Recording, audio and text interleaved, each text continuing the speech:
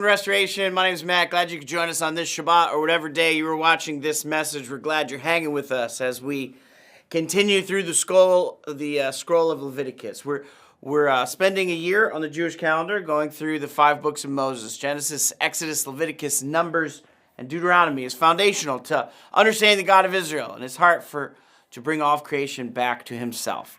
Life is a gift from God who creates life, and we are all on track to die.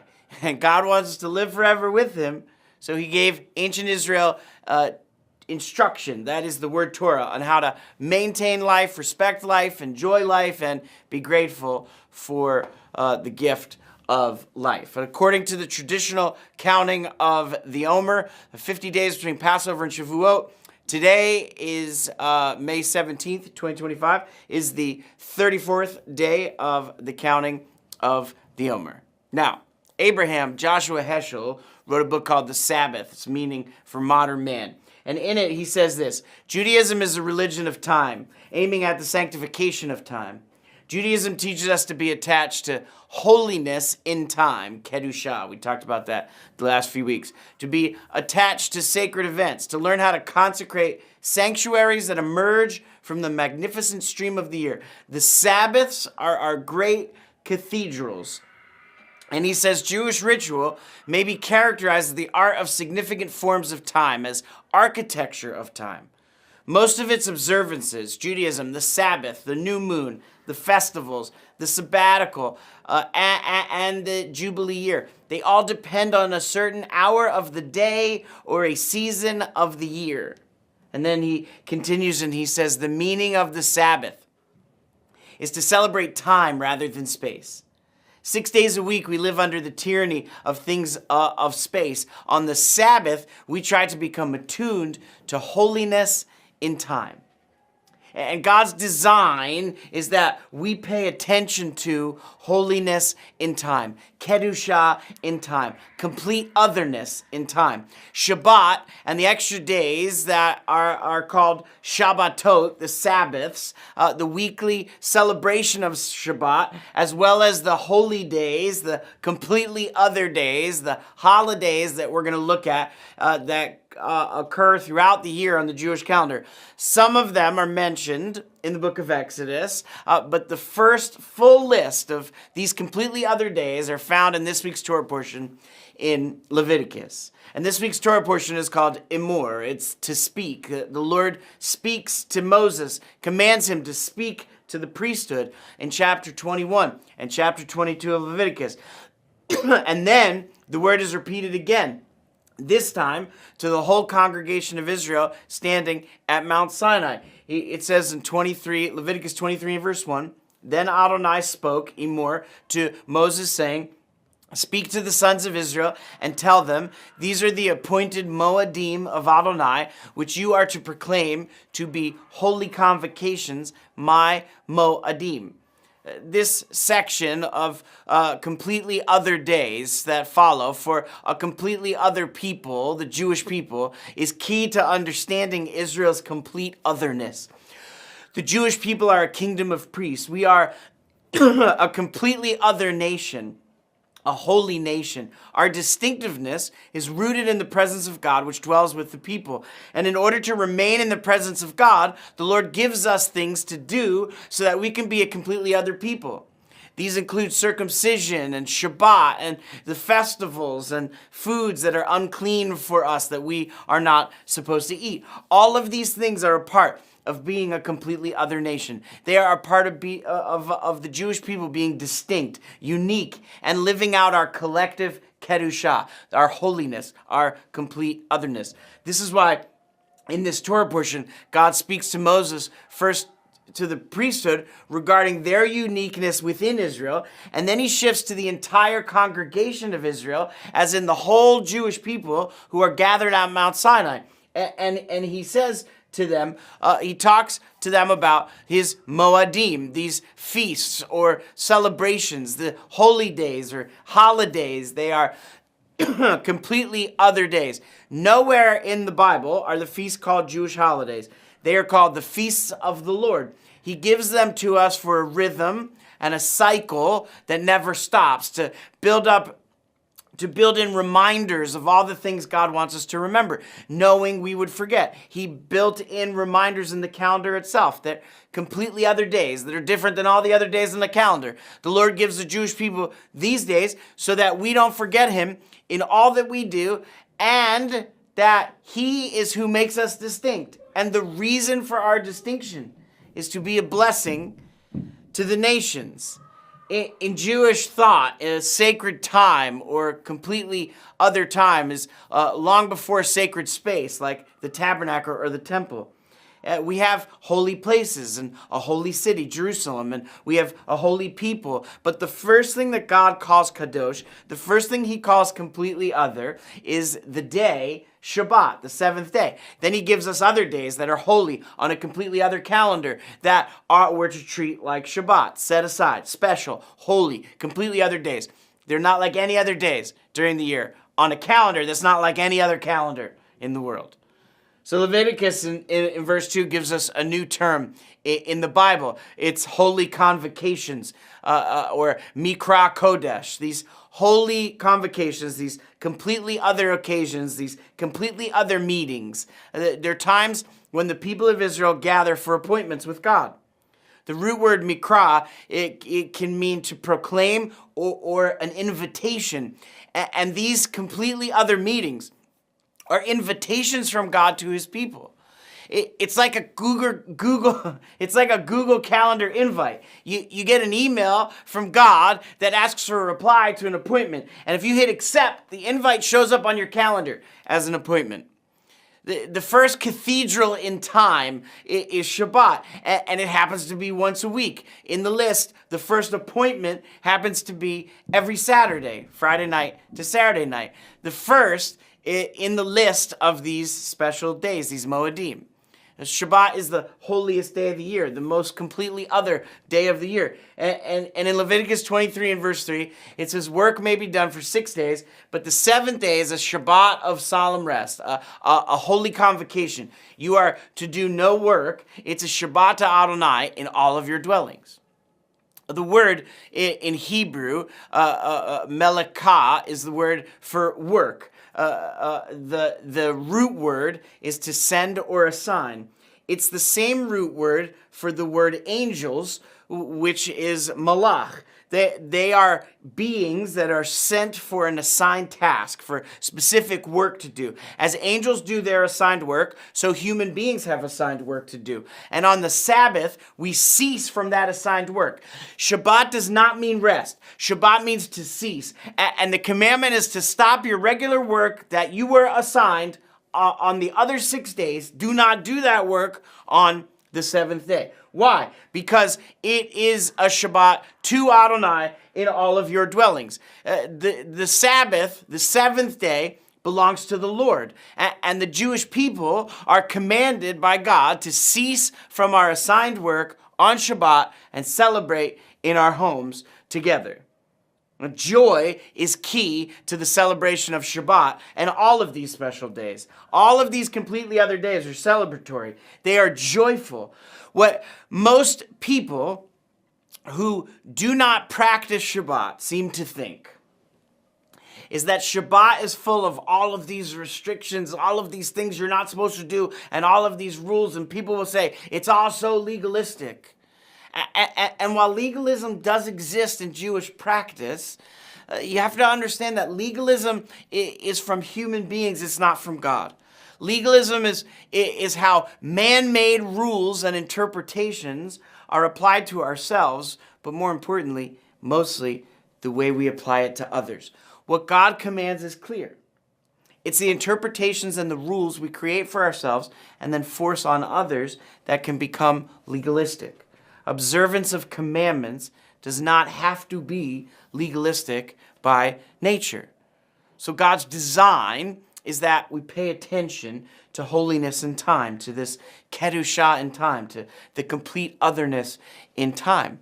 But in order to do that, you also have to know who you are. We talked about this a few weeks ago in our series on Leviticus. It's important for understanding kedushah, for complete otherness. Your identity matters. as you learn and understand what commandments apply to you and how they apply to you, ceasing on Shabbat is a commandment for Jewish people. How Jewish people apply ceasing on Shabbat is filled with these wonderful conversations and arguments and debates regarding what not working on Shabbat means practically. And they all come from a desire to honor the Lord and the day of Shabbat that He owns and then invites us to participate in.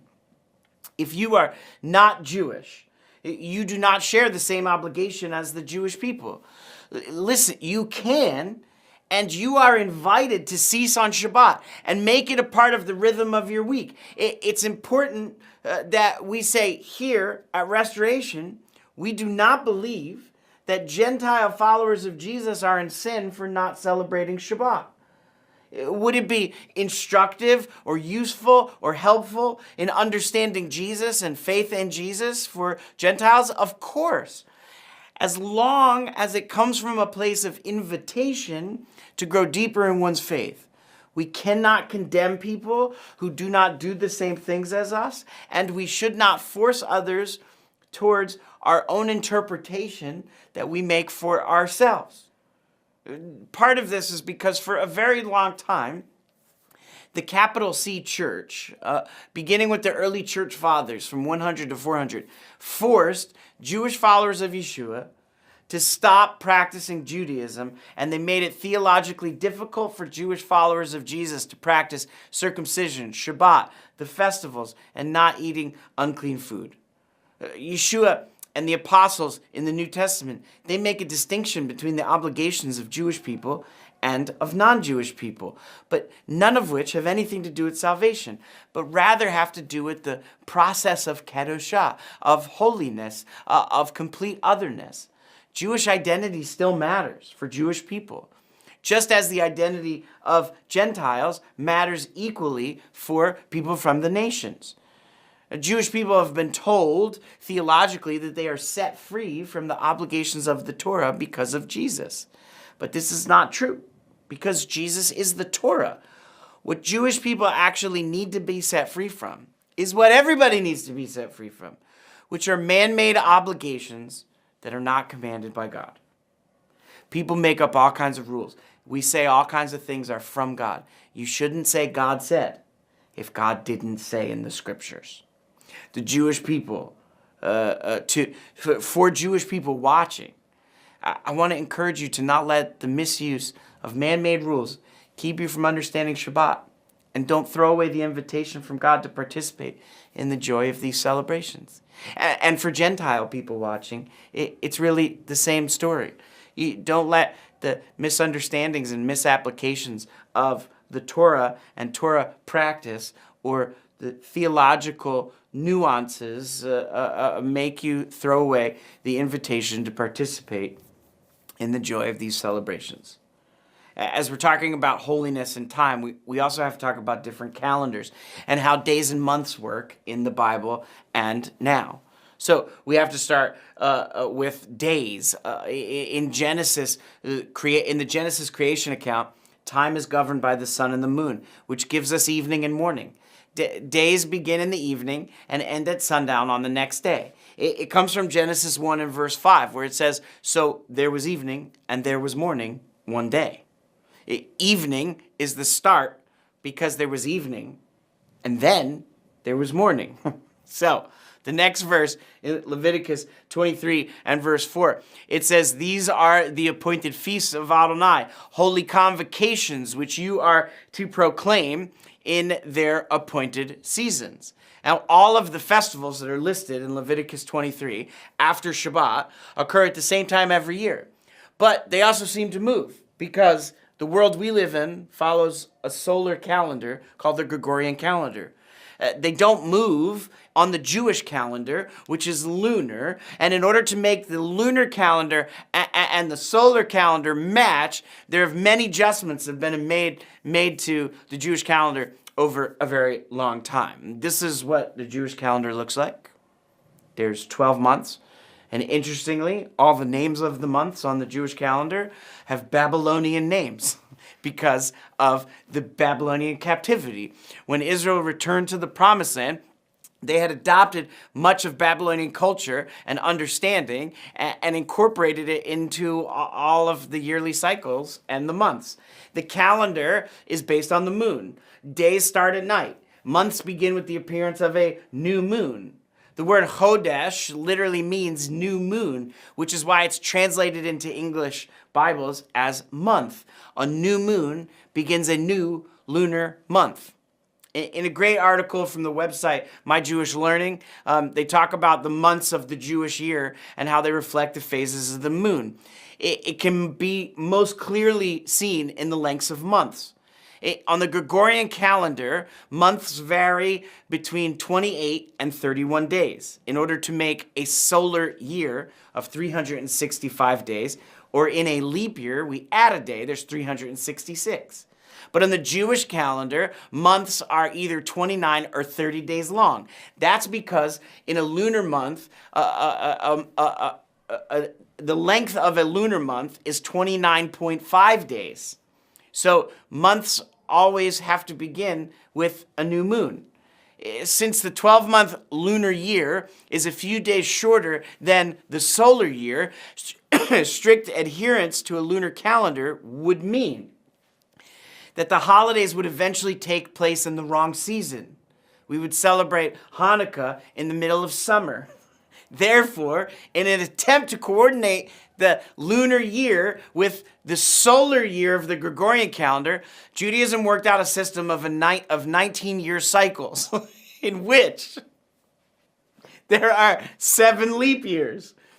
So what's different on the Jewish calendar for a leap year is we add an entire month, not just a day. And in this manner, the Jewish holidays seem to fluctuate or move a month or so in relationship to the Gregorian calendar. But the truth is, they always fall at the same time of year, according to the moon. You're welcome for all of that. God's design is that we are to pay attention to holiness in time, the kedoshah in time, the complete otherness in time. And following the Sabbath, which occurs weekly, every 7 days, the Lord gives then the Jewish people 7 extra Shabbatot, 7 extra Sabbaths during the year that are listed in Leviticus 23. 7 days that are completely other from all the other days of the year. 7 extra days that we treat like Shabbat by ceasing from work. And these special days fall in appointed seasons on a calendar that seems really confusing. Passover is the first Shabbat in extra Shabbat. Leviticus 23 verse 5 says, during the first month, on the 14th day of the month in the evening, is Adonai's Passover. And on the 15th day of the same month, in the feast of Matzot to Adonai, for 7 days you're to eat matzah. And on the first day, you're to have a holy convocation, and you should do no regular work. Instead, you are to present an offering made by fire to Adonai for 7 days. And on the 7th day is a holy convocation when you are to do no regular work. Passover always falls in April or May on the Gregorian calendar. It's about spring and deliverance. Passover began as a spring festival, which becomes a celebration of God's deliverance of our people in the Exodus from Egypt. We spent a long time talking about that through Exodus and into Passover. The spring is the season of new life, and the Exodus, which Passover celebrates, is the foundational event that makes the Jewish people God's people and God our God. It's a freedom event, and it's deliverance into the land that he promised to our fathers. The celebration of Passover is 7 days long. The first day and the 7th day are for ceasing. They are to be treated like Shabbat. The first 2 Sabbaths are the first 2 extra Sabbaths of the 7 Sabbaths in Leviticus 23 are in sevens. It's built into the fabric of creation and the calendar. Everything happens in sevens. Remember all the sevens in Genesis 1 and chapter 2. If you don't, you can go back and watch the first message of Genesis. Even the amount of Hebrew words in the sentences in Genesis are in sevens and in 14s. So the first 2 extra Sabbaths that fall in a 7-day, completely other day of Passover is what starts the year of these extra Shabbatot, these Sabbaths. The next is in verse 15, and it says, "Then you are to count from the morrow after Shabbat, from the day that you brought the omer of the wave offering, 7 complete Shabbatot, until the morrow after the 7th Shabbat, you are to count 50 days, and then present a new grain offering to Adonai." This day is called Shavuot. It happens in May or June. It's about the barley harvest and the wheat harvest, which are 50 days apart. But it's also about covenant. And that's because Shavuot is a festival which over 50 days combines the harvesting of barley, which is right after Passover on the first day of Omer, and the harvesting of wheat, which is 50 days after Passover. Shavuot means weeks. It's a reference to 7 weeks that we count. The Greek word is Pentecost, which means 50 days. They're the same day, Shavuot and Pentecost. One's Hebrew, one's Greek. 50 days or weeks. 49 days is 7 weeks, plus 1 more day for the offering on the 50th day. Shavuot is an extra Shabbat. It's a day you treat like all the other Shabbats. It's a day of ceasing from assigned work and a day of celebration for harvest, and barley and wheat. And it's also the occasion that begins all the instruction, all of the Torah, because the Torah begins to be given to Israel on the day of Shavuot in Exodus 19. And in fact, we remain at Mount Sinai for just under a year, which takes us through to the end of Exodus, all the way through the book of Leviticus and to Numbers chapter 10. It all begins on Shavuot at Mount Sinai and is given almost just under a full year. So following Shavuot come the 3 fall festivals, which typically happen in September and October. And it should not surprise you to know that in the 7th month, there are more Shabbats than in any other month. The 7th month has the most Sabbaths. The next completely other day is in Leviticus 23.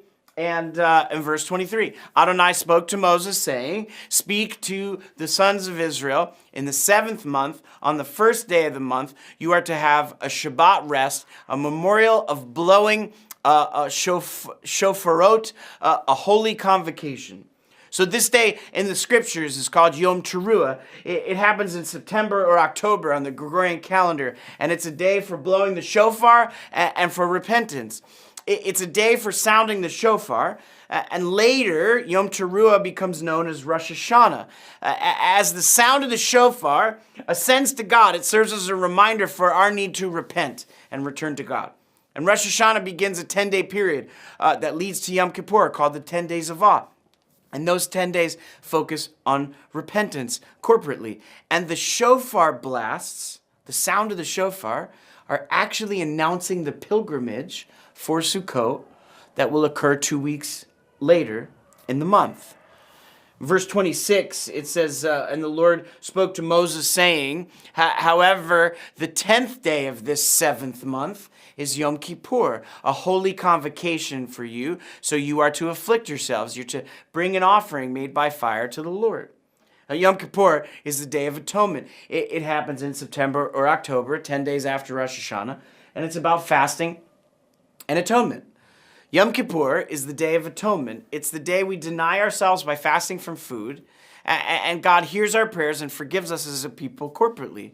It's the one day a year that the high priest goes into the completely other of completely others, the Holy of Holies, in order to offer a sacrifice for the sins of Israel for atonement. It's a day for cleansing the sanctuary and the people, so the high priest may enter the sanctuary and make atonement. It's a Shabbat. It's a day of ceasing from our regular assigned work to focus on atonement. And it also leads to the final celebration of the year of these extra Shabbatot, of these Shabbats, Sukkot. Verse 33 says, Adonai spoke to Moses, saying, "Speak to the sons of Israel and say, on the 15th day of the 7th month is the feast of Sukkot, for 7 days to Adonai. On the first day, there's to be a holy convocation, and you are to do no laborious work. For 7 days, you're to bring an offering by fire to the Lord, and the 8th day will be a holy convocation to you, and you are to bring an offering by fire to Adonai. It's a solemn assembly. You should do no laborious work. Sukkot, Feast of Tabernacles, happens in September or October, and it's about harvest, and later will become about the wilderness. Sukkot begins as a celebration of the reaping of the harvest for the year. It's a 7-day celebration that comes after all the work of the harvest is done.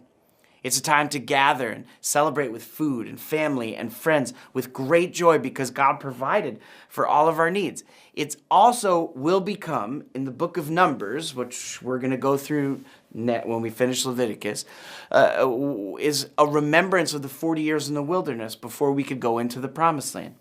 So we live in these temporary dwellings called Sukkot, or singular sukkah, to remember that God freed us from Egypt and protected us in the wilderness. So we make these temporary dwellings, like we have one here at the synagogue in the fall, and we have meetings in the sukkah. So His design is that we pay attention to holiness in time, to kedushah in time, to complete otherness in time. And watch this, because this is amazing. Sukkot is a 7-day holiday. It's the first day, its first day is a Sabbath. And you would expect the 7th day to be a Sabbath. But the 7th day in the text is not a Sabbath because there's an 8th day. And the 8th day is the Sabbath. So Passover is a 7-day holiday that begins the 7 extra Shabbatot of the year. Sukkot is a 7-day holiday that ends the special Sabbaths for the year. But the 7th day is not a Sabbath because there's an extra day. It's called Shemini Atzeret, the 8th day, to close all the extra Shabbatot of the year. It's 7 plus one more. Goes back to creation, where the 8th day symbolizes new beginnings. Shabbat's the end of the week, 7th day. So the 8th day is the beginning of a new week. And watch the phrasing, because it's important. The last 2 Shabbatot of the 7 extra Sabbaths for the year is a 7-day holiday plus one more day. And the rabbis say we move from the creation narrative of 7 days to the 8th day, which is the rest of the world in human existence. On the 8th day, we go back to work. We have to leave the ceasing and the joy of Shabbat and return to our regular assigned work. It's a new beginning from the rest of Shabbat. Shemini Atzeret, the 8th day, is a special day that falls after the 7-day holiday, so we could have one more day with the Lord. In the first century, it became a day for praying for rain so that there would be good ground for the next harvest in the spring at Passover. It all begins. All of these days in Leviticus 23 begin with Shabbat. It's an invitation to cease, a weekly event to connect with God and with people who are attempting to become better images of God ourselves. The Lord himself ceased on Shabbat and rested. It says in Exodus 31 and verse 17, it's a sign between me and the children of Israel forever. For in 6 days the Lord made the heavens and the earth, and on the 7th day he ceased from work and rested. The verb that's used here to describe God's rest on Shabbat is he caught his breath. He ceased from his work and he breathed. It was a deep sigh of goodness from all that he created. And he saw that everything he created was tov meod. It was very good. And ceasing on Shabbat is designed to enable a person to literally catch their breath. It's the essence of Shabbat. When we die, we go to spend eternity with the Lord, where it will always be Shabbat. There's a Shabbat rest that is already and not yet. That every time we celebrate the Sabbath and cease from our regular assigned work, we get a taste of eternity. Good food, loved ones around the table, in the presence of God who gave us all that is tov, all that is good. It's an invitation to experience rest and joy that comes with rest, that one day we will experience forever. This is the purpose of our Shabbat gatherings at Restoration in Seattle, and for these messages posting on Saturday morning. To be together, to sing songs, to recognize the importance of the scriptures in our lives, and refuel for the hard week ahead with joy. It's a rest stop. It's a chance to catch your breath. It's a glimpse into the future, eternal Shabbat that is ahead for everyone who calls on the name of Yeshua. Now, the Gospel of Mark tells a quick story about Yeshua and the Sabbath. Mark chapter 2 and verse 23, it says, "Now it happened on Shabbat that Yeshua was going through the grain fields, and his disciples began to make their way, plucking the heads of grain. And the Pharisees were saying to him, 'Look, why are they doing what is not permitted on Shabbat?'" Well, here's the question. Is plucking heads of grain working on Shabbat? When this group of Pharisees says, "Why are they doing what is not permitted on Shabbat?" what do they mean? Were they concerned about something in the text that says, "Do not pick wheat off as you're walking through a field"? It doesn't say that. What were they concerned? What were they concerned about? Whether Yeshua was following their developing rules and the definition of work? Was it reaping to eat grain as you walk through a field? Is it work if you're grabbing pieces and on Shabbat? And the problem, and this happens in every generation, the problem is these leaders were focused on the wrong things. They were focused on their own definitions of morality, of justice, and of Torah observance. And please, this is important, this is not typical of all Pharisees. Just this group in this moment. Yeshua is not angry.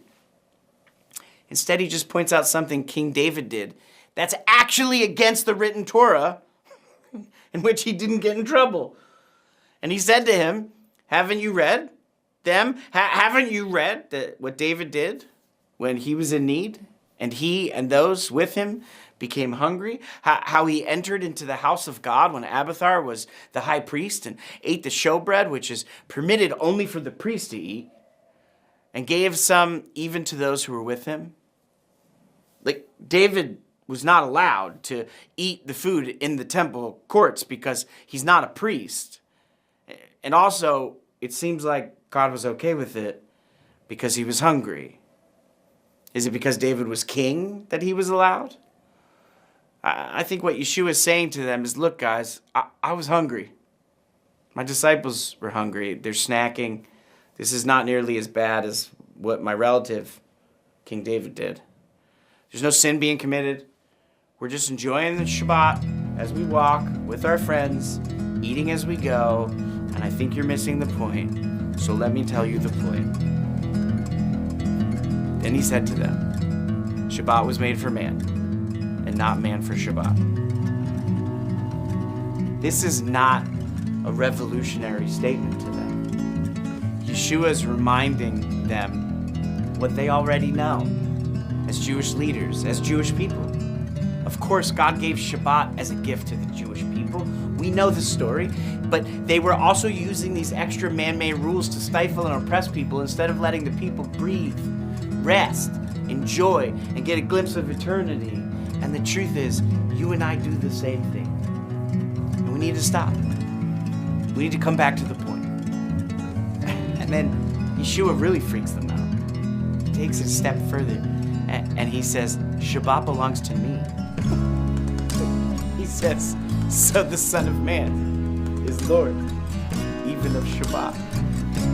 I mean, if Shabbat belongs to the God of Israel, and Yeshua is the God of Israel, then what Yeshua is saying to them is, Shabbat belongs to me because I am the God of Israel.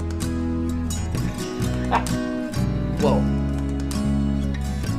This is all in God's design, my friends, to pay attention to the holiness in time.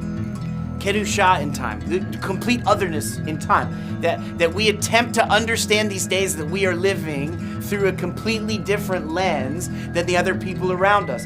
We are different. We live and breathe on a different pace than everyone else around us. So allow me to invite you to a different way of looking at the world.